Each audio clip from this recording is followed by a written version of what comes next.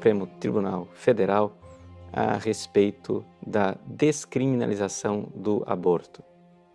Vejam só, infelizmente, nós aqui temos que compreender o que é que está acontecendo no Supremo Tribunal Federal. Trata-se de um golpe contra a democracia. Desde já, nós temos que entender isto. Primeiro, vamos aqui entender o que é democracia. Você, que é cidadão brasileiro. E se você não é católico, se você é evangélico, espírita, seja como for, o cidadão brasileiro, ele é majoritariamente contrário à descriminalização do aborto. Então saiba que falácias, que argumentos estão sendo usados por um grupo de magistrados, os ministros do Supremo, para dar um golpe fatal, mortal, não somente nas crianças que serão abortadas, mas na democracia do nosso país. Deixa eu explicar para você.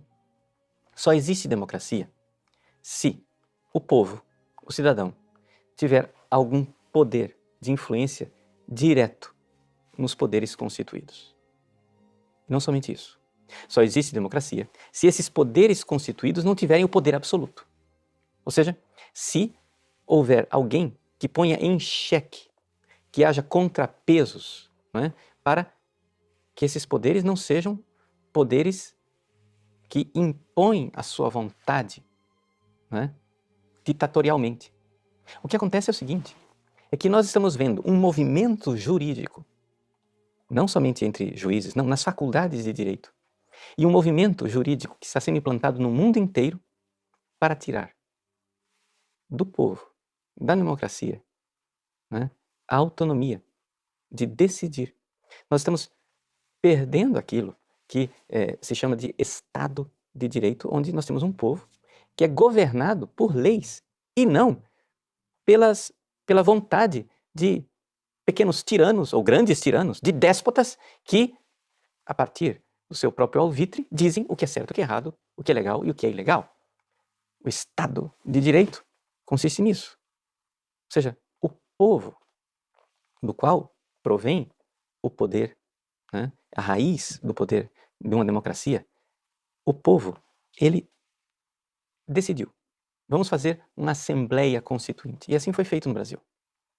Nós tivemos uma Assembleia Constituinte, essa Assembleia nos deu uma Constituição, e essa Constituição é aquilo que garante as nossas liberdades democráticas. A partir disto, então existe uma divisão de poderes. Desculpa eu estar dando aula de coisas óbvias, mas nós precisamos entender que quando nós elegemos um presidente da República, nós não estamos elegendo um ditador que tem todos os seus poderes e ele faz o que ele quiser. Não. O presidente da República terá o seu poder limitado pelos outros poderes. E se ele não agir bem, existe o impeachment, o impedimento previsto para isso. E se ele fizer coisas que os outros poderes veem que são decisões problemáticas, o legislativo pode deter o presidente da República, o judiciário pode deter. Mas a pergunta é a seguinte, e é isso que nós estamos vivendo no nosso país, quem vai segurar o Supremo Tribunal Federal? Eu não sei se você se recorda, mas eu vou recordar a você esse pequenino trecho de uma declaração do ministro Fux, em que ele, pasmem, o ministro do Supremo, ali, em público, diante da atual presidente do Supremo, ele diz, com cara de pau, que uma vez investidos no cargo, nós, ministros do Supremo, não devemos satisfação a mais ninguém. Como assim, ministro? A mais ninguém. Você não acredita? O padre está exagerando? Ouça o próprio ministro. Assista o trecho desse vídeo. E como nós não somos eleitos, nós temos talvez um grau de independência maior, porque não devemos satisfação depois da investidura a absolutamente mais ninguém. Depois da investidura, absolutamente mais ninguém. Você viu? É isso que ele diz. Mas não somente. Ele diz que os ministros do Supremo devem trazer para si questões que não serão nunca aprovadas no Legislativo.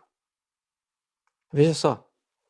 Nesse outro trecho que você vai assistir agora, ele explica né, que ele e os ministros, seus colegas, pelo jeito, porque se a presidente está lá e nada diz, e outros ministros parecem ser do mesmo parecer, né, ele diz com toda clareza que questões como o aborto, o casamento gay, são questões polêmicas. E o legislativo não está disposto a pagar o preço social. Ora, ministro, sabe o que quer dizer o preço social? Quer dizer o seguinte, nós estamos numa democracia.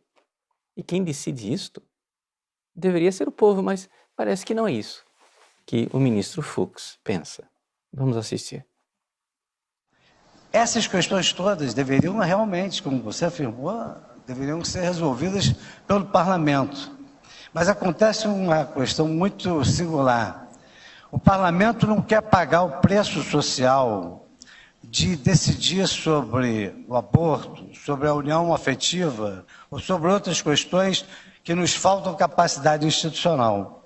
Então, como eles não querem pagar o preço social e como nós não somos eleitos, nós temos talvez um grau de independência maior, porque não devemos satisfação depois da investidura a absolutamente mais ninguém. Vejam só, o ministro acaba de dizer, então, como é que os ministros do Supremo se compreendem. E eles estão dispostos a fazer um circo. Sim, um circo.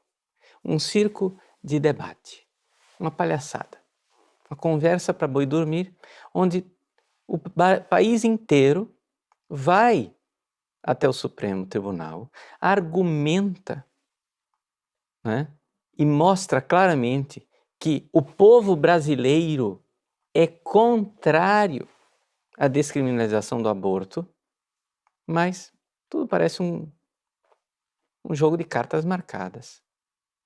Por quê? Porque os ministros do Supremo estão dispostos a fazer uma revolução. Eu não estou dizendo aqui uma coisa que saiu da minha boca. Isto, quando foi empossado, o ministro Barroso disse numa entrevista para o jornal O Globo. Eu gostaria que você agora lesse pessoalmente as declarações do ministro Barroso no jornal O Globo. Ele diz com toda clareza que é necessário se fazer uma revolução no Supremo. Por quê? Porque o Supremo deve garantir que minorias tenham seus direitos respeitados, e ele cita claramente como exemplo o caso da aprovação do aborto nos Estados Unidos.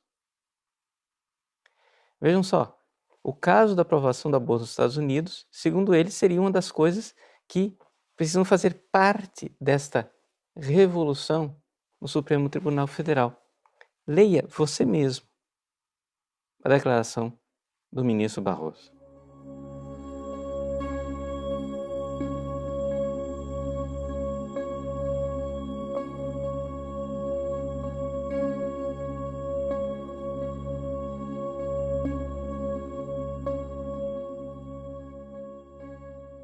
Agora eu gostaria de lembrar a você quem é o ministro Barroso. O ministro Barroso, enquanto não era ministro do Supremo, ele era advogado. E como advogado, ele mesmo apresentou ao Supremo Tribunal, né, pedidos para a legalização do aborto. Ele já disse a que veio.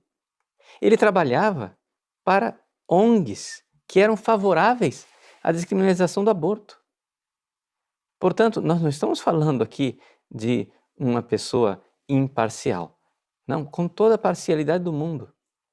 Portanto, o ministro já disse, já declarou publicamente que ele está decidido. Em entrevista pública, ele já disse que é inaceitável que no Brasil o aborto seja criminalizado E ele acha que isso é uma questão de intolerância.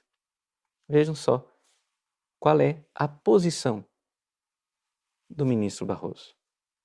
Criminalizar a mulher que não quis, não pôde, muitas vezes, ter o filho, é uma escolha absurda que, a meu ver, viola a dignidade da mulher, sem mencionar que, num país como o Brasil, o fato de você criminalizar impede que as mulheres pobres utilizem o serviço público. Pode pregar para que não se faça. Agora, criminalizar a posição do outro é uma forma autoritária e intolerante de viver a vida. Nós precisamos derrotar isso. Agora, de onde vem tudo isso? De onde vêm todas essas posições absurdas? Como é que nós podemos explicar filosoficamente, enquanto filosofia do direito, o que está acontecendo no nosso país e no mundo? O que está acontecendo, meus queridos, é a destruição da democracia. Vamos lá. Como é que se compreende o direito no nosso país? Ora, as faculdades de direito, antigamente, elas compreendiam que existe um ser e um não ser. O ser humano, por exemplo, ele tem dignidade. E tirar a vida do ser humano inocente, isto é algo objetivamente imoral. Isto aqui se chamava direito natural. Ou seja, o direito à vida era uma realidade que qualquer faculdade de direito admitia isso, não era concedido pelo Estado. Não era concedido nem mesmo pela autoridade constituinte.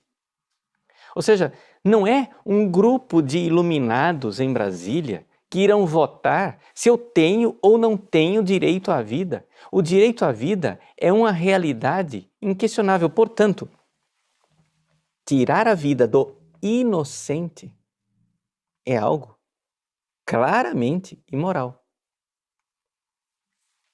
Não é que nós estamos dizendo assim, o direito à vida é só para alguns. Não. Vejam o princípio. Tirar a vida do inocente é sempre e em qualquer situação algo profundamente imoral. Outra coisa é nós dizermos que, por justa e proporcionada legítima defesa, eu termino tirando a vida do injusto agressor. Vejam, uma coisa é a vida do inocente, outra coisa é a vida do injusto agressor. Uma pessoa está me agredindo injustamente. Ele está entrando na minha casa, querendo tirar a minha vida. Eu tenho o direito, não é, de uma legítima e proporcionada defesa. Ótimo, isso todos reconhecem, isso está no ser das coisas. Não é um ministro do Supremo que vai me dar o direito à vida.